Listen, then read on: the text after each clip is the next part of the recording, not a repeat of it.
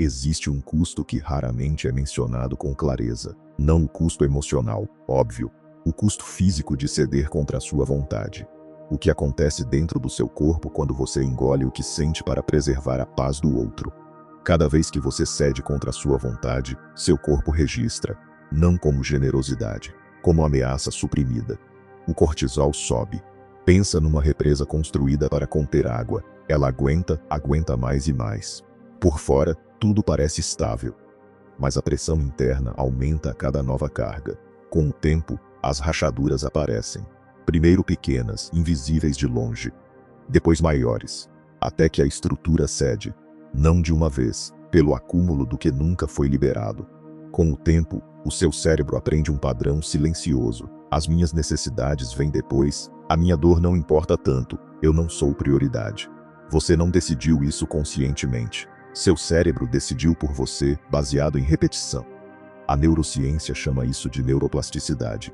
O cérebro aprende o que você repete.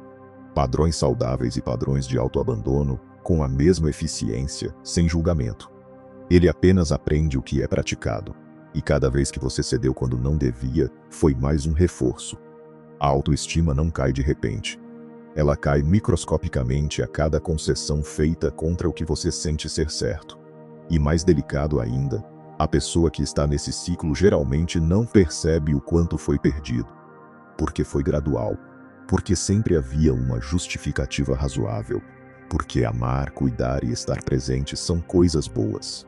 E é muito difícil perceber quando algo bom está sendo usado contra você. A raiz de tudo isso não está na relação que te explorou, está muito antes. Desde criança você aprendeu algo: seja bom, ajude, não decepcione. E ninguém acrescentou o que precisava vir junto. Seja bom com quem merece, ajude quem é recíproco, decepcione quando necessário para se preservar. Essa parte ficou de fora. Não por maldade de quem te criou, mas porque eles também não tinham. Porque essa crença atravessa gerações inteiras. Famílias que aprenderam que a harmonia se compra com silêncio, que a aprovação se conquista com ausência de conflito, que amor se ganha sendo indispensável.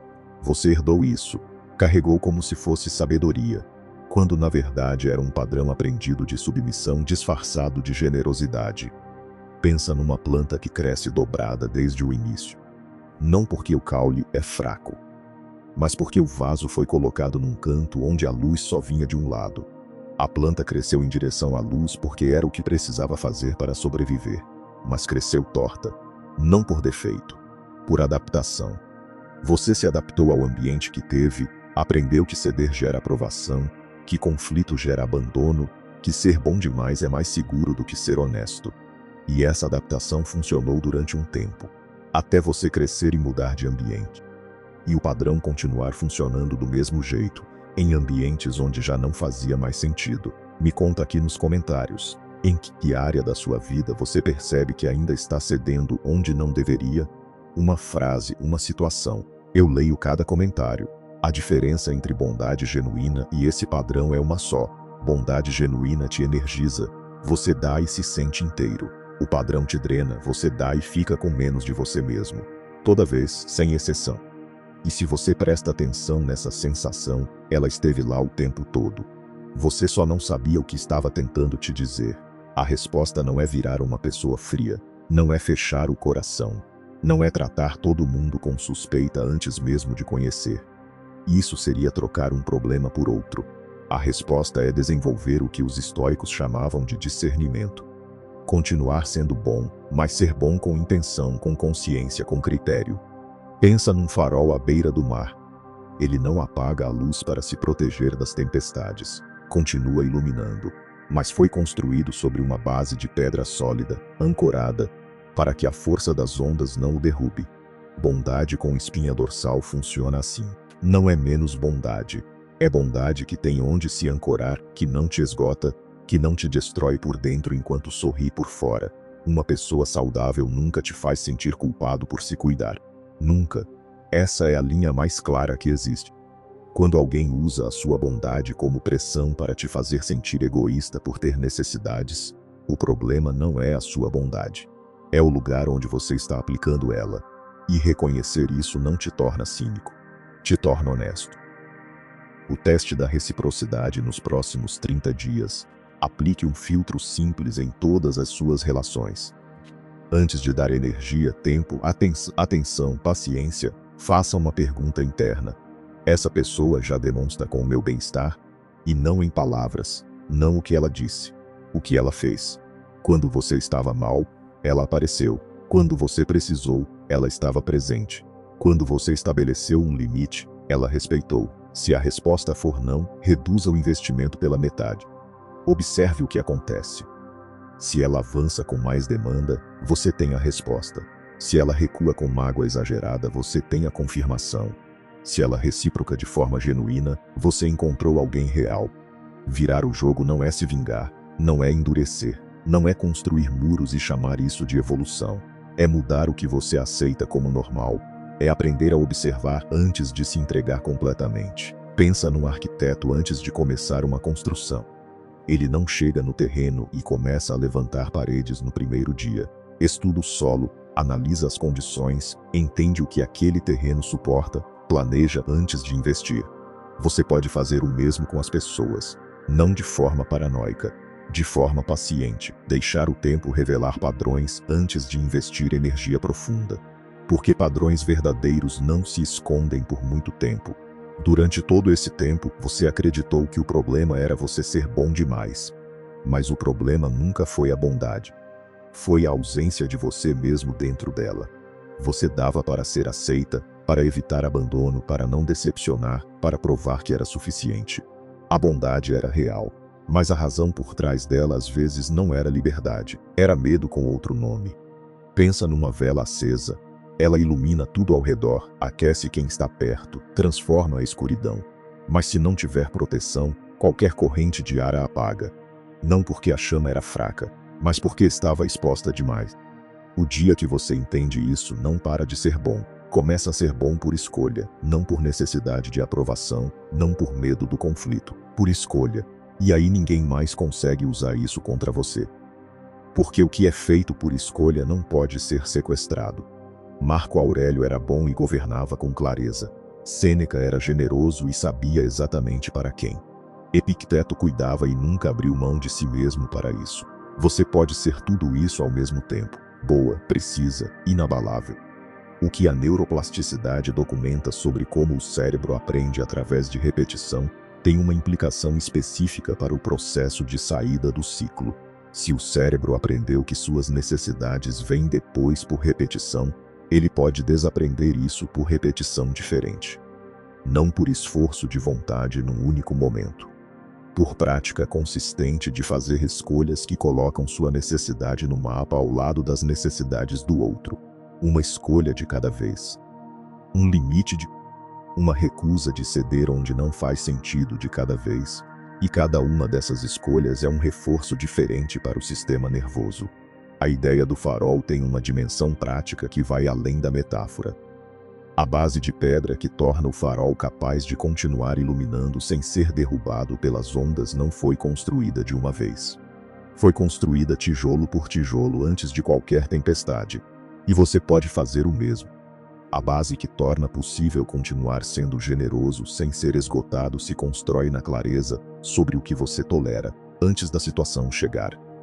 Em saber, antes de qualquer interação, qual é o tipo de troca que alimenta em vez de drenar. Em ter critérios, não como armadura, mas como chão firme de onde sua generosidade vem. O teste da reciprocidade dos 30 dias tem um aspecto que é importante nomear antes de você começar. Ele não é sobre punir quem não recíproca. É sobre coletar informação antes de investir mais. E informação coletada com clareza, sem julgamento e sem drama, é o que vai te permitir tomar decisões diferentes daqui para frente. Não porque você vai desistir de ser generosa, mas porque vai direcionar a generosidade para onde ela pode de fato florescer. A distinção entre reciprocidade em palavras e reciprocidade em ações é o coração do teste. Muitas pessoas que extraem são especialistas em linguagem de reciprocidade. Dizem que estão gratas, dizem que nunca esquecem o que você fez, prometem estar presentes quando for a hora. Mas o que conta não é o que se diz. É o que se faz quando a oportunidade de demonstrar o que foi dito aparece. E a maioria dessas oportunidades são pequenas. Uma mensagem de apoio no momento difícil. Uma presença quando a agenda estava cheia. Um limite respeitado em vez de questionado. São esses pequenos momentos que revelam o que de fato existe. Existe algo sobre aprender a observar antes de investir completamente que tem um efeito específico nas suas relações que é diferente do que você pode imaginar. Quando você para de estar completamente disponível desde o primeiro momento, você cria espaço para que quem é genuinamente interessado em reciprocidade se revele. Porque quem quer extrair, precisa de disponibilidade imediata para operar. Quem quer construir algo real consegue se mover no ritmo do que emerge naturalmente ao longo do tempo. A vela exposta demais que qualquer corrente de ar apaga é uma das metáforas mais precisas para o que acontece com a bondade quando não há proteção. E a proteção não é frieza, não é cinismo. É autoconhecimento suficiente para saber o que alimenta e o que drena. Para perceber, durante a interação, se você está doando de um lugar de abundância ou de um lugar de medo. E para ser honesta consigo mesma sobre a diferença. Dizer não te torna uma pessoa má. Essa frase parece simples. Mas para quem aprendeu desde cedo que a harmonia depende de cedência, ela pode ser a mais radical de todas as frases possíveis.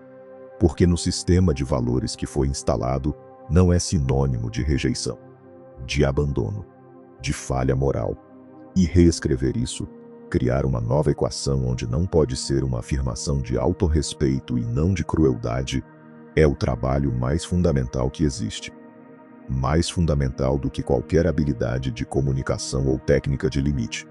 E a virada que o roteiro descreve, começar a ser bom por escolha em vez de por medo, tem uma implicação que vai além de tornar a sua bondade mais sustentável.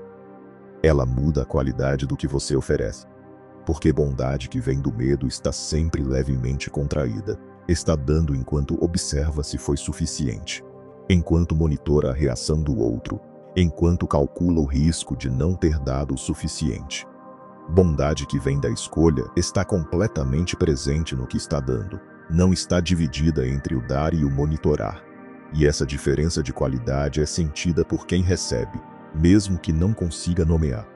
A planta que cresceu torta não cresce direita de um dia para o outro quando o vaso é movido para um lugar com luz de todos os lados. O caule já formou padrões. Já aprendeu a se inclinar de um jeito específico. Mas começa a crescer em novas direções a partir do ponto onde está. A metáfora é precisa para o processo de reorientação que acontece quando você para de ceder por medo e começa a dar por escolha.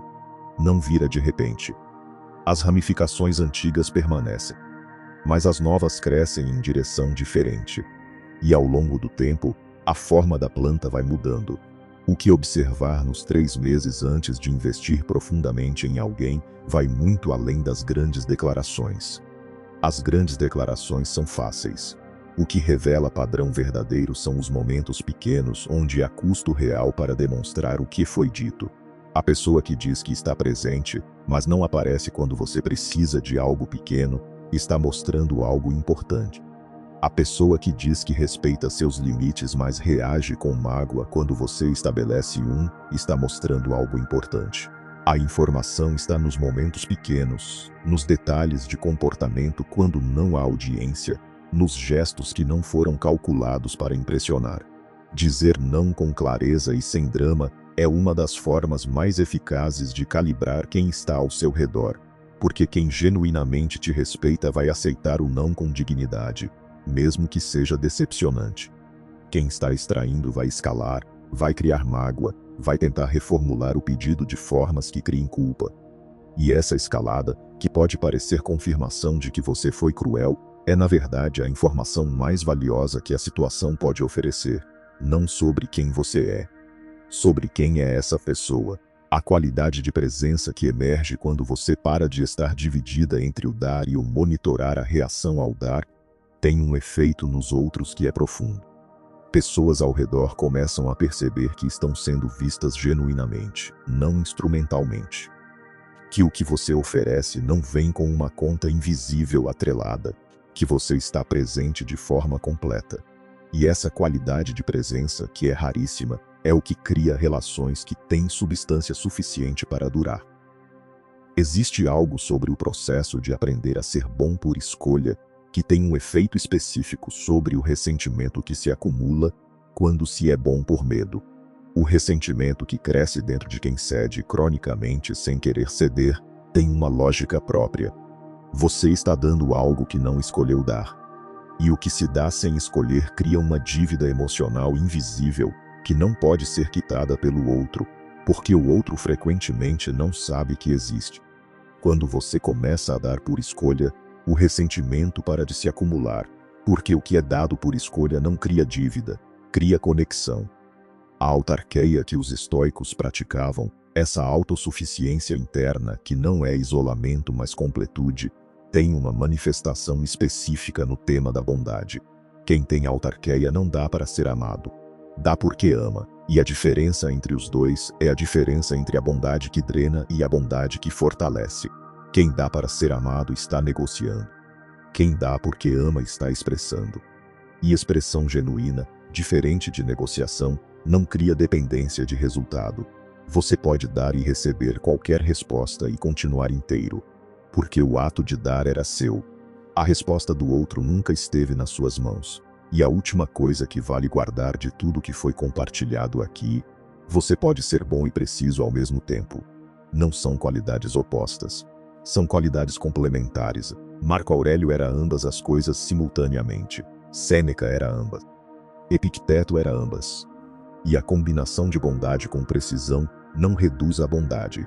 Eleva a bondade ao nível onde pode de fato fazer diferença, para quem pode recebê-la de verdade, para quem tem a capacidade de reconhecê-la, e para você mesma que vai sair de cada ato de bondade mais inteira do que entrou. Ser bom é raro. Num mundo que recompensa cinismo e celebra indiferença, você escolheu continuar sendo bom. Não abandone isso. Refine isso. Bondade com consciência não é fraqueza disfarçada. É força que a maioria nunca vai ter coragem de desenvolver. Porque desenvolver bondade com consciência exige enfrentar o medo que estava por baixo da bondade por medo. Exige reconhecer que você não precisa de aprovação para continuar sendo quem é. Exige saber que pode estabelecer limites e ainda assim ser digna de amor. E o que emerge desse processo, essa bondade que nasce de escolha em vez de medo, tem uma qualidade que o mundo ao redor sente antes de nomear. Chamam de presença. Chamam de autenticidade. Chamam de algo que não conseguem definir, mas querem estar perto. É simplesmente alguém que chegou em si mesma, que parou de pagar pela paz alheia com silêncio sobre a própria verdade, que descobriu que pode ser boa e honesta ao mesmo tempo, e que essa combinação, bondade com honestidade, é a mais rara que existe. O farol que continua iluminando durante a tempestade tem uma qualidade que é importante nomear. Não é resistência, é ancoragem. Resistência implica esforço de oposição. Ancoragem implica que há um chão suficientemente firme que torna a tempestade irrelevante para a posição. Você pode construir esse chão, não de uma vez, tijolo por tijolo, com cada escolha de dar por escolha em vez de medo, com cada limite estabelecido com clareza, com cada observação honesta sobre quem está ao redor.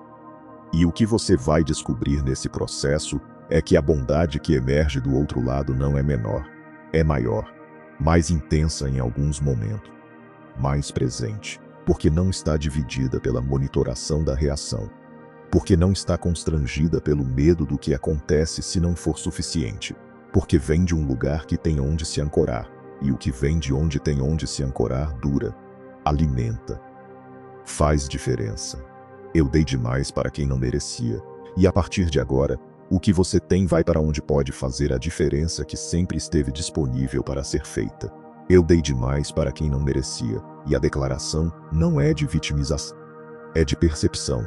Percepção de que o que você tem é valioso, de que valioso merece destino consciente, e de que a partir de agora, o destino do que você tem vai ser determinado por você, não pela urgência do outro, não pelo medo do abandono, não pelo peso do que já investiu, por você, por escolha, por clareza. Devagar tudo muda, começando pela forma como você decide onde coloca o melhor do que tem. E bondade que dura é a única que de fato faz diferença, para quem recebe e para você que dá. começando com o próximo investimento, com a pergunta certa, com os olhos abertos. O que você tem a oferecer é precioso. Não porque é raro em termos absolutos, mas porque é genuíno. E genuíno, quando vai para onde pode ser recebido de verdade, cria conexões que nenhuma bondade por medo jamais criou. Seja bom, seja preciso, seja inabalável, ao mesmo tempo. E quem você é quando deixa de pagar a paz alheia com silêncio sobre a própria verdade, é quem você sempre foi antes de aprender que precisava. Essa pessoa não foi a lugar nenhum, está esperando que você pare de precisar de aprovação para aparecer. E o que você constrói a partir de agora, bondade com consciência, com critério, com presença, é o que vai durar. Porque vem de um lugar que tem onde se ancorar, e dizer não te torna uma pessoa má, te torna uma pessoa real. E pessoas reais, com limites reais atraem relações reais. Começa com um não no lugar certo, hoje, e o que vem depois de entender tudo isso não é desconfiança, é discernimento. E discernimento é a forma mais alta de respeitar o que você tem para oferecer. Porque o que você tem para oferecer é genuíno. E genuíno não se entrega sem critério. E quando você encontra alguém que pode receber o que você tem com a mesma qualidade que você oferece, você vai saber. Não porque vai ser perfeito, porque vai ser recíproco. A reciprocidade genuína existe. Você vai encontrá-la quando parar de aceitar extração como substituto. Começa agora, nesse momento, com a próxima oportunidade de escolher com consciência, em vez de ceder automaticamente. Com a pergunta antes do próximo investimento. E a partir de agora, quando alguém usar a sua bondade como argumento para que você abdique de si mesma, você vai reconhecer o mecanismo com clareza. E reconhecer com clareza é exatamente o que impede o ciclo de continuar operando no escuro. E você merece a qualidade de relação que só é possível entre pessoas que se encontram de verdade. Não entre quem extrai e quem cede. E o que você constrói a partir de agora, bondade com discernimento genuíno, presença com critério real, generosidade com chão firme, é o que os estoicos chamavam de virtude. Não ausência de bondade. Presença de caráter. Virtude não é ausência de bondade. É bondade com caráter. E caráter é o que nenhuma corrente consegue tomar. E Epicteto nunca abriu mão de si mesmo para cuidar dos outros. Você também não precisa abrir. Essa é a liberdade que sempre esteve disponível e que agora você pode praticar. E que começa agora, com a próxima interação, com os olhos abertos. A pergunta simples que muda tudo: essa pessoa merece o que tenho para oferecer? A resposta honesta direciona o resto. Você pode ser boa sem se perder. Precisa sem ser fria. Presente sem ser consumida. Essa é a combinação que absolutamente ninguém vai conseguir usar contra você. E essa combinação, construída com prática consistente ao longo do tempo, é a única que genuinamente dura. Devagar, e com discernimento genuíno, absolutamente tudo muda. Começa agora, com o próximo passo. Se algo do que foi falado aqui chegou em você, se você se reconheceu nesse padrão que transformou a bondade em esgotamento, eu te convido a conhecer o método Devagar Tudo Muda. É um caminho de desenvolvimento emocional que vai te ajudar a identificar genuinamente de onde vem a crença que tornava o ceder mais seguro do que o honesto, a praticar o discernimento que os estoicos chamavam de precisão, e a construir, com cuidado genuíno e com a consistência que esse processo pede, uma bondade que genuinamente não te esvazia, precisamente porque parte de escolha real e não de medo disfarçado de generosidade. O link está na descrição desse vídeo. Se esse conteúdo chegou onde devia, compartilha com alguém que você sabe que precisa ouvir isso. Aquela pessoa que você vê doando de si mesma para quem não se importa com o que recebe, que ainda não entendeu a diferença entre ser boa e ser usada. E se ainda não acompanha o canal, inscreve-se agora, pois toda semana tem conteúdo novo por aqui, pensado com cuidado para pessoas que estão levando o próprio desenvolvimento a sério. Ativa o sininho para continuar essa jornada e ficar por dentro dos próximos conteúdos. Vejo você no próximo vídeo. Lembre-se, devagar, tudo muda,